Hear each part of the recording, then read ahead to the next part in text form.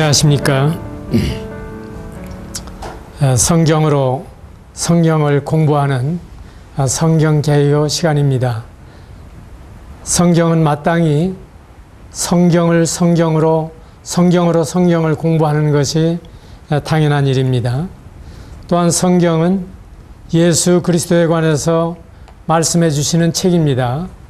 그러므로 너희가 성경에서 영생을 얻는 줄 생각하고 성경을 상고하거니와 이 성경이 곧 내게 대하여 예수 그리스도에 대하여 증거하는 것이라고 말씀하신 대로 성경을 공부하면서 예수 그리스도를 발견하지 못하신다고 하면 이것은 주인 없는 집을 배회하는 것과 다름이 없을 것입니다. 또한 성경에 기록된 모든 말씀은 교훈과 책망과 바르게 함과 의로 교육하기에 유익한 말씀이기 때문에 이 말씀을 통해서 우리의 인격을 둬야 하며 그리고 바른 행실을 갖게 되며 이웃과 사회와 국가에 유익을 끼치는 참 가치 있는 사람이 되기 위해서 우리는 성경을 상고하는 것입니다. 또한 이 성경에는 우리가 어떻게 하면 구원을 얻을 수 있는가 하는 구원의 도리를 확실하게 가르쳐 주시고 있습니다. 그래서 저는 구속사로서의 성경을 여러분들과 함께 공부해 가고자 하는 것입니다. 또한 성경에는 신약교회에 관해서 자세히 말씀해 주시고 있습니다. 창세기에는 바로 아담과 하와를 통해서 이 비밀을 숨겨주시고 있어서 마치 동산나무에 숨은 것처럼 보이지 않는 것 같지만은 그러나 신약에서 잘 설명해 주시고 있어서 신구약을 조화 있게 공부하게 되면 여기에 신약교회에 관한 하나님의 신비를 발견할 수 있게 될 것입니다. 또한 성경에서 우리는 하나님의 경륜을 볼 수가 있습니다. 하나님께서는 마치 큰아들은 큰아들답게, 둘째 아들은 둘째 아들답게, 막내는 막내답게 그 소질과 취미와 적성에 알맞게 부모들이 기대를 하고 키우는 것처럼 하나님은 민족적으로, 시대적으로 각각 다른 경륜을 가지고 계시고 방침을 가지고 계십니다. 이러한 하나님의 뜻을 우리가 공부해 나가는 동안에 알게 될 것입니다. 여러분들이 성경을 공부하기 위해서는 성경이 필수적입니다.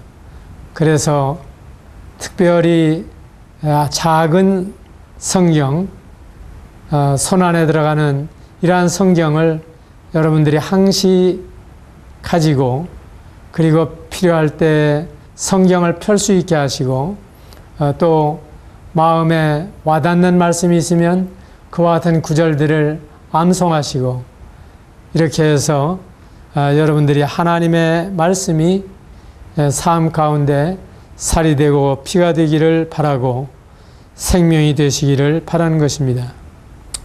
우리는 창세기에서 좀 더 하나님의 뜻을 살펴보고자 합니다. 창세기는 시작의 책이라고 말씀을 드렸습니다. 첫 구절에 태초에 하나님이 천지를 창조하시니라 하는 말씀은 얼마나 웅장한 말씀이신지 모릅니다. 만물이 존재하지 않았던 그 시기에 하나님께서는 바로 만물을 존재케 하시는 분이십니다. 이로 말미암아 그 하나님의 전능하심과 또한 하나님의 섬세하시고 하나님의 아름다우심과 하나님의 인생에 대한 사랑과 하나님의 지혜를 이 창조에서 볼 수가 있습니다. 이렇게 해서 우주의 시작을 비롯해서 인류의 시작과 죄악의 시작과 약속의 시작과 가정의 시작과 문명의 시작과 민족의 시작과 선민의 시작이 기록되어 있는 책입니다. 그래서 우리는 창세기와 계시록을 통해서 하나님의 경륜이 어떻게 시작되어서 어떻게 마치는가를 볼 수가 있습니다. 때때로 계시록은 어려운 책이라고 말합니다. 그러나 사실은 창세기로부터 이 성경 개요를 공부해 가시게 되면 계시록에 기록되어 있는 말씀은 창세기로부터 말씀하신 그 열매를 거두는 책인 것을 알게 되는 것입니다. 그렇다면 창세기는 성경의 못자리판이라고 할 수가 있습니다. 간단히 말씀을 드려서 1장에서 만물은 하나님의 창조로 존재하게 되었습니다. 그리고 2장에서는 인생을 남녀로 창조하시고 에덴 동산에 두신 사실을 보게 됩니다. 3장에서는 아담과 하와가 범죄함으로 말미암아 죄가 세상에 들어오고 죄로 말미암아 사망이 오게 된 사실과 함께 그 대비책으로 하나님께서는 여인의 후손으로 말미암는 구주를 보장해 주시고 있습니다. 4장에서 가인의 제사를 물리치시고 아벨의 제사를 받으시는 하나님, 우리는 여기에서 하나님께서 피 흘림이 없이는 죄사함이 없다고 하는 사실을 알게 되고 마침내 죄 없으신 예수 그리스도의 보배로운 피가 우리를 능히 구원할 수 있으심을 보여주십니다. 5장, 6장에서 마침내 인생들은 나무의 수완과 같이 살았지만은 죄가 번성해가는 모습을 볼 수가 있습니다. 그런데 그 가운데 에녹이라고 하는 사람이 있습니다. 1000년 가까이 사는 그 시대에 에녹은 365세를 살았습니다. 그리고 다른 사람은 죽었다라 하는 말씀을 볼 수가 있는데 에녹은 옮기와 같다고 말씀해 주십니다. 참 이상한 말씀이지만 이것은 장차 예수 그리스도께서 호령과 천사장의 소리와 하나님의 나팔로 친히 강림하실 때에 그리스도 안에서 죽은 자들이 먼저 일어나고 우리 살아남은 자도 구름 속으로 끌어올려 공중에서 주님을 영접하게 될 날이 오게 될 터인데 이 사건을 하나님께서는 그림자로 우리에게 보여주셨습니다. 에녹이 살아있는 몸으로 그들 가운데에서 사라져간 것처럼 예수 그리스도를 믿은 사람들이 어느 날 호련히 사라지는 날이 올 것이라고 말씀해 주십니다. 많은 사람들이 하나님의 창조를 믿지 못하겠다고 말하는 것처럼 또한 더 많은 사람들은 이 그리스도인들이 예수님이 오시게 될 때 들림을 받게 될 것이라고 하는 사실에 대해서 의아해합니다.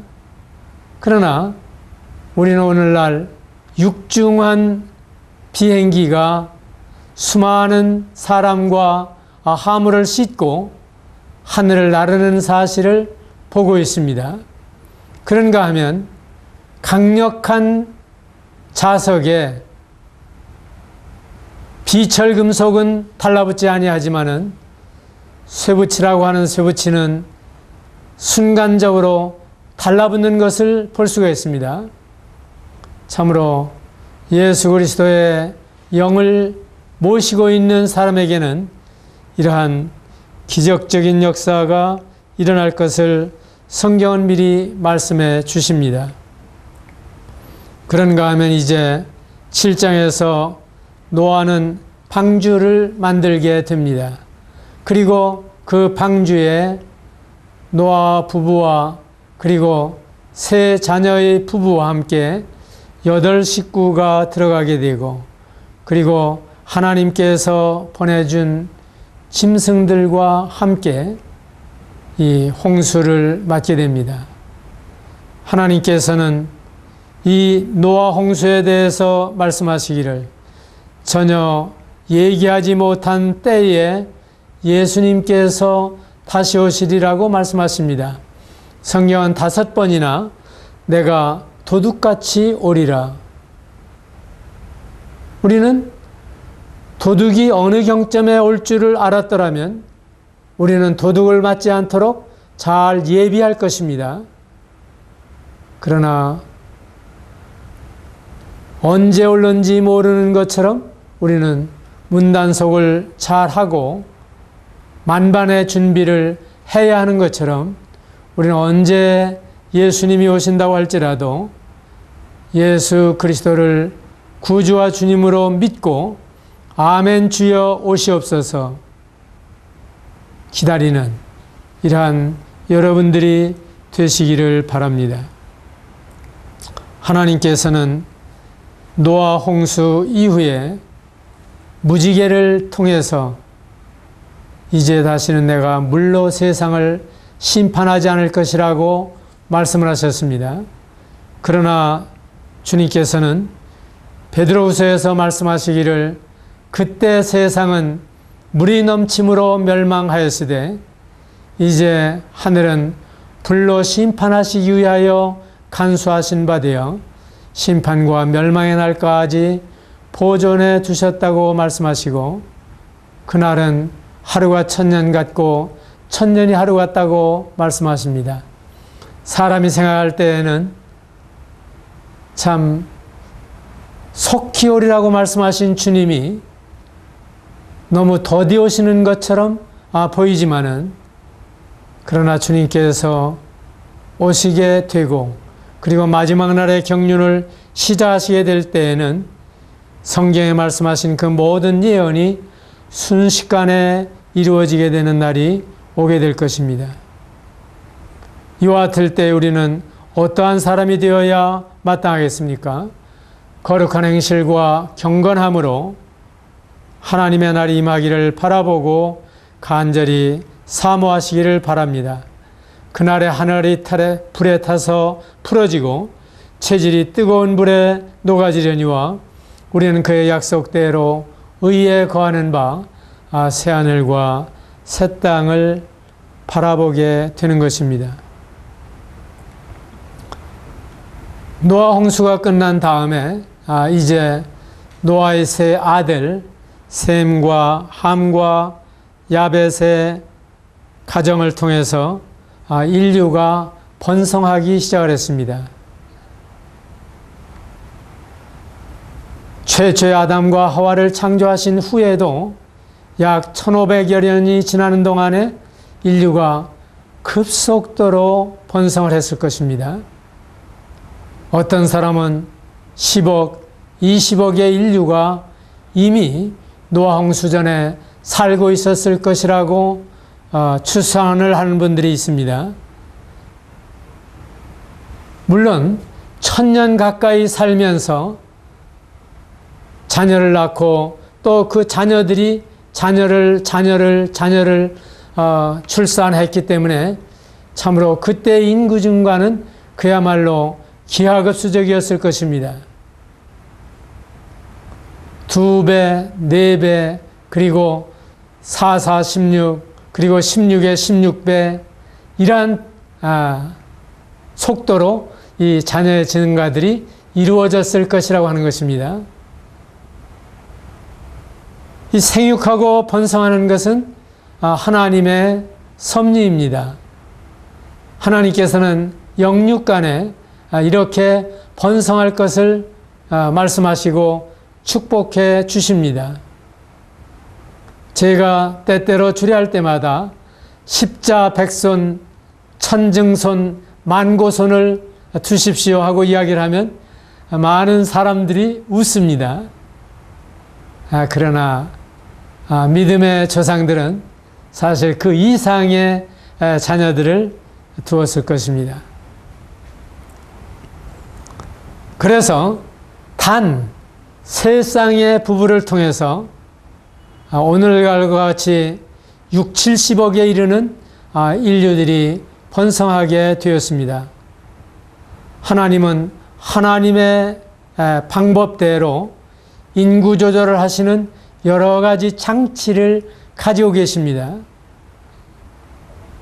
그래서 우리는 70년대만 해도 둘만 낳아 잘 기르자, 하나만 낳아도 삼천리는 만원이라고 슬로건을 내걸고 자녀에 대해서 억제를 했습니다. 사람의 소견이 얼마나 짧습니까? 불과 20, 30년이 지나지 않아서 지금에는 이제 타산을 여러 모양으로 장려하지만 오히려 인구가 감소할 위기에 전전긍긍하고 있는 모습을 보게 될 때에 하나님께서 하시는 일이 얼마나 선하신가를 알게 되는 것입니다. 11장에 보게 되면 홍수 이후에 번성하게 된 사람들이 이제 우리는 흩어지지 말자. 그리고 한 곳에서 정답게 살아보자 하고 바벨탑을 건설했습니다. 그들은 하늘에 닿기까지 탑을 쌓겠다고 하는 망상을 가지고 있었습니다. 예나 이제나 정말 하늘이라고 생각하지 않았겠죠. 그러나 한없이 높게 쌓고 싶었던 것입니다. 오늘날 이와 같은 문명도 계속해서 쌓아 올리는 문명입니다. 이제 63층 빌딩은 그렇게 높은 것이 아닙니다. 100층 빌딩, 120층 빌딩, 이러한 가운데에서 하나님께서는 바벨탑을 쌓아 올리고 있는 인생들에게 언어를 혼잡게 하셨습니다. 그리고 그들의 사상을 혼잡게 하셨습니다. 우리의 말이라고 하는 것은 우리의 생각을 담고 있는 것입니다. 우리는 때때로 동일한 한국어를 사용하기 때문에 대화가 잘 된다고 생각을 하지만 그러나 같은 말을 해도 어해 다르고 아해 다릅니다. 그리고 그 같은 말이라도 뉘앙스가 다르고 때때로는 오해하는 경우도 생기는 것을 볼 수가 있습니다. 이와 같이 이 언어를 하나님께서 혼잡게 하심으로 말미암아 오늘날 이 나라에 살고 있지만 이 나라에 5천만의 백성들이 가지고 있는 생각이 같은 사물에 대해서 사건에 대해서도 서로가 다른 것처럼 이 언어를 혼잡케 하신 이유로 사람들은 흩어질 수밖에 없었습니다. 그로부터 사도행전 17장에 말씀하시고 있는 대로 인류의 모든 족속을 한 혈통으로 만드사 온 땅에 거하게 하시고 저희의 연대를 정하시며 거주의 경계를 하나하셨으니 이는 사람으로 하나님을 혹 더듬어 찾아 발견케 하려 하심이로되 그는 우리 각 사람에게서 멀리 떠나 계시지 아니하시도다. 그래서 우리가 인류 역사와 그리고 이 지리와 그리고 그 국가와 민족을 보게 되면 참으로 하나님께서 인류를 여전히 관리하시고 통치하시고 또한 그들을 보호하시고 인도하시고 공급하신다고 하는 사실을 알게 되는 것입니다. 여기에서 우리는 그야말로 사회평등을 배우게 되는 것입니다. 사람들은 여러 가지 나와 무엇이 다르냐 하는 데 대해서 다른 사람을 비하하고 다른 민족을 비하하고 또한 다른 색깔의 사람들을 좀 천시하고 스스로 우월감을 갖는 경우가 있지만은, 그리고 이것이 어떠한 그 민족적 교만, 우월감의 이유가 되기도 합니다마는, 그러나 하나님께서는 모든 민족, 모든 국가에 하나님이 섭리를 가지고 다스리시며, 그리고 그들을 사랑하시며 그들의 언어로 복음이 전해지고 그들 모두가 구원을 받으며 진리를 아는 데 이르기를 원하시고, 이러한 일에 하나님께서 우리를 사용하시기를 기뻐하시는 것입니다. 왜냐하면 이는 사람으로 하나님을 혹 더듬어 찾아 발견하게 될까 하는 생각을 하나님이 가지고 계시기 때문입니다. 그 하나님은 우리에게서 멀리 계시지 아니하십니다. 하나님은 바로 우리의 전후 좌우에 계십니다. 그리고 우리의 위에 계시고 우리의 아래에도 계십니다. 그런가 하면 영접하는 자, 곧 그 이름을 믿는 자들에게는 하나님의 자녀가 되는 권세를 주시고 하나님의 영을 보내사 아빠, 아버지라고 부를 수 있도록 해주셔서 하나님의 성령은 친히 우리 안에 사시고 우리를 감동하시고 깨닫게 하시고 인도하시는 것입니다. 이렇게 해서 홍수 이후에 인생들은 흩어지기 시작했습니다. 한국 민족은 어디에서부터 오게 되었을까요? 장차 밝혀질 날이 올 것입니다. 오늘날 DNA 검사를 통해서 흉악범들이 10년 전, 20년 전 그 미제 사건들이 풀리는 경우도 볼 수가 있습니다. 그리고 학계에서는 그 DNA를 통해서 바로 이 인종과 민족의 뿌리를 연구하고 있는 것입니다. 한 가지 분명한 사실은 성경대로 노아 홍수 이후에 셈과 함과 야벳 세 부부를 통해서 오늘날의 인류가 존재하게 되었다고 하는 사실을 증명하게 될 것입니다. 이후로 바벨론이라고 하는 말은 정치적으로 보나 경제적으로 보나 종교적으로 보나 배도의 상징이 되었고, 그리고 성경은 마침내 영원한 멸망을 당하게 되리라고 말씀해 주십니다. 계시록 18장 21절에 있는 말씀을 보게 되면 이에 한 힘센 천사가 큰 맷돌 같은 돌을 들어 바다에 던져 가로되 큰 성 바벨론이 이같이 몹시 떨어져 결코 다시 보이지 아니하리라. 이 세상에서 아주 자취를 감추는 이와 같은 날이 올 것입니다. 이것은 다 오늘날 우리가 보고 있는 대로 어떠한 중동의 바벨론만을 가리키고 있는 것이 아닙니다. 바로 하나님을 떠난 문명, 하나님을 떠난 정치, 하나님을 떠난 종교, 하나님을 떠난 경제, 하나님을 떠난 무역, 하나님을 떠난 모든 것이 마지막 날에 박살이 날이라고 말씀해 주시는 것입니다. 그래서 계시록 17장, 18장에 있는 말씀을 보게 되면 바로 모든 거래가 중단이 되고, 그리고 모든 산업이 파괴되고, 그리고 세상은 암흑천지가 되려고 하는 사실을 말씀해 주시고 있습니다. 이러한 가운데에서 하나님께서는 이제 새로운 한 민족을 세우시기로 계획하시고 아브라함을 불러내십니다.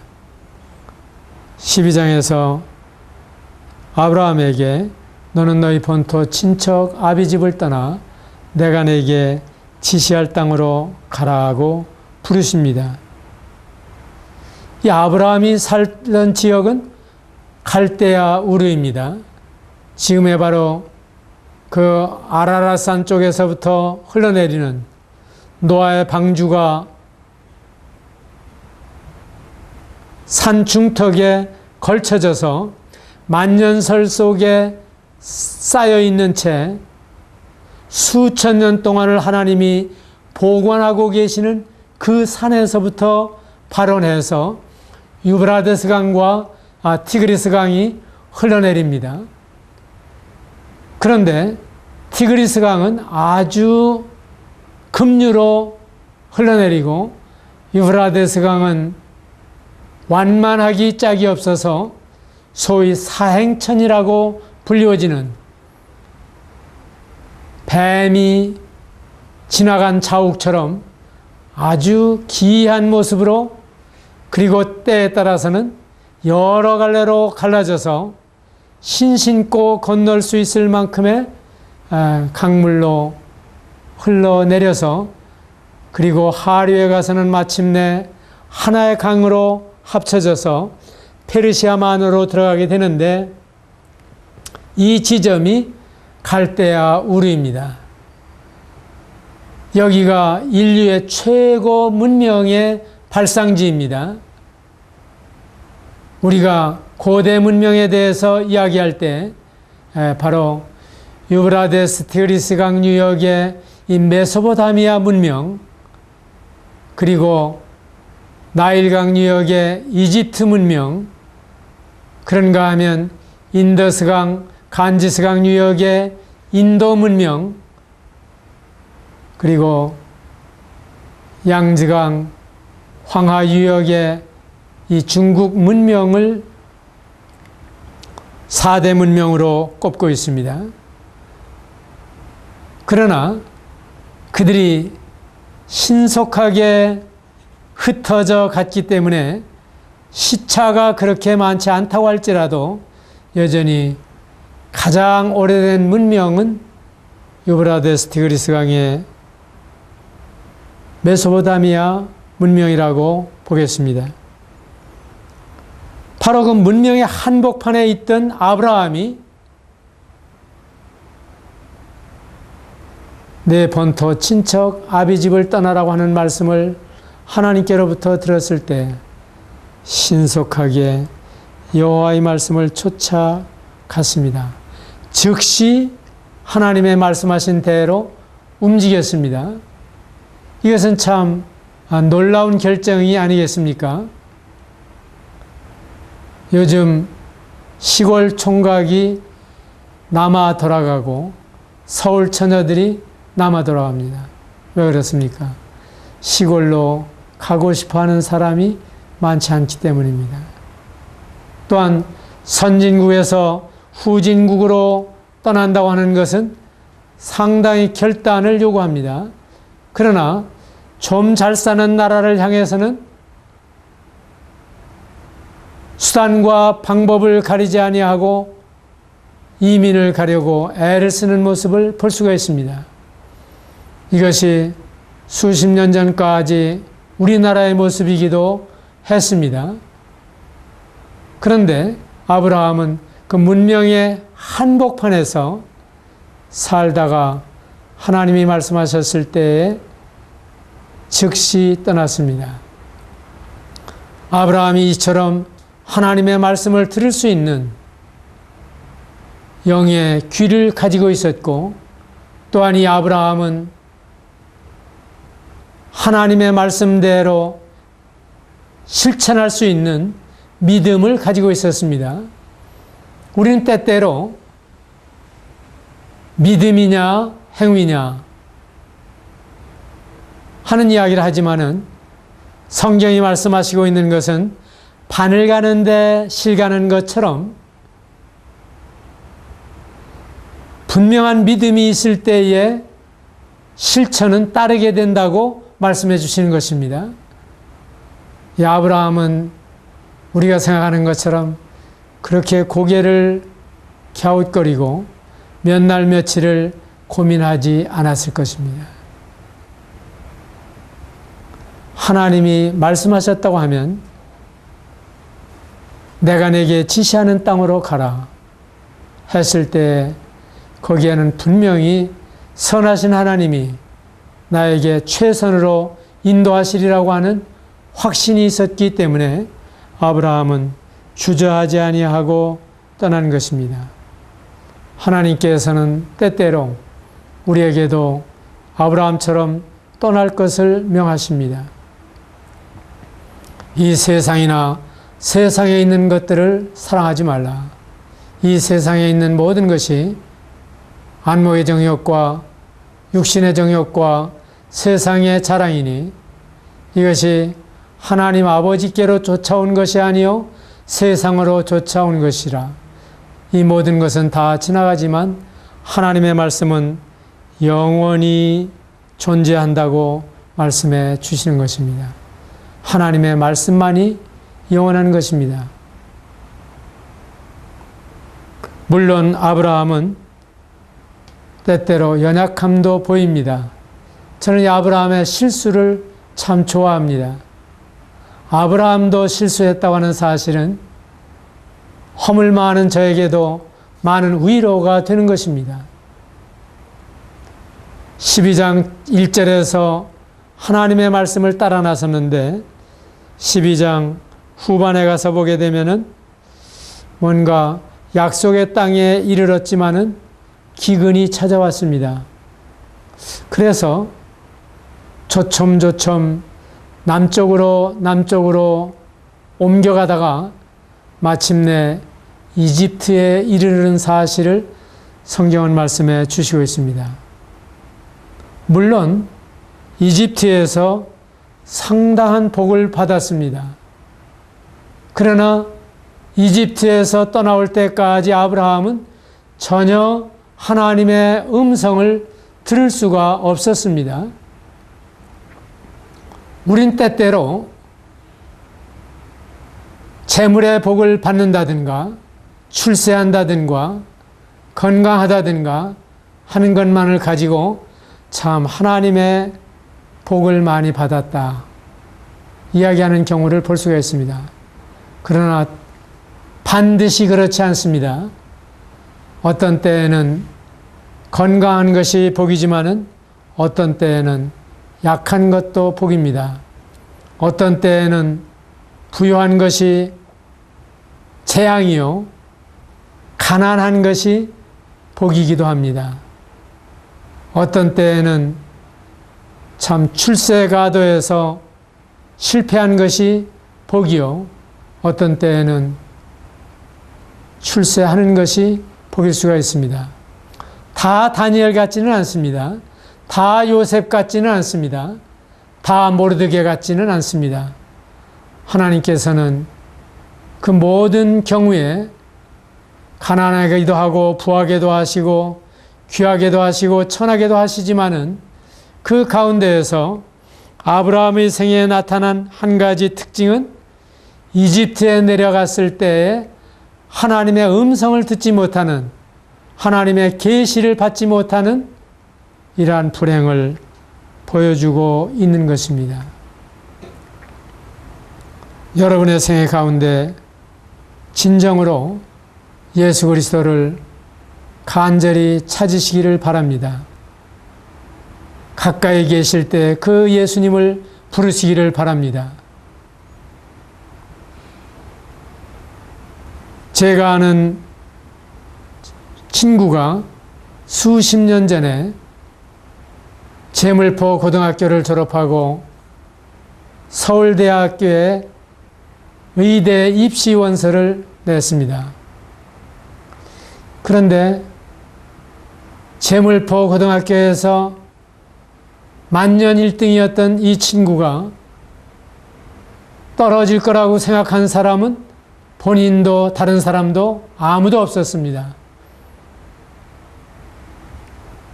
이 상상을 깨뜨리고 이 친구가 낙방을 했습니다.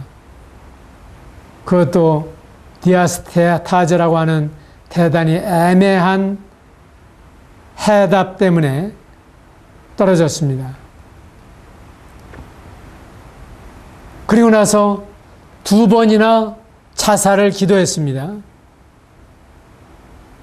그러다가 자살에도 실패를 하고 마침내 그해 여름에 그리스도인들이 갖게 되는 수양회에 참석을 하게 되었는데, 그때에 이 낮아질 대로 낮아진 재수생이 주님을 구주로 믿었습니다. 그리고 나서 바로 그 해에 의대에 진학을 하게 되었고, 지금은 훌륭한 의사로서 개업하고 있습니다.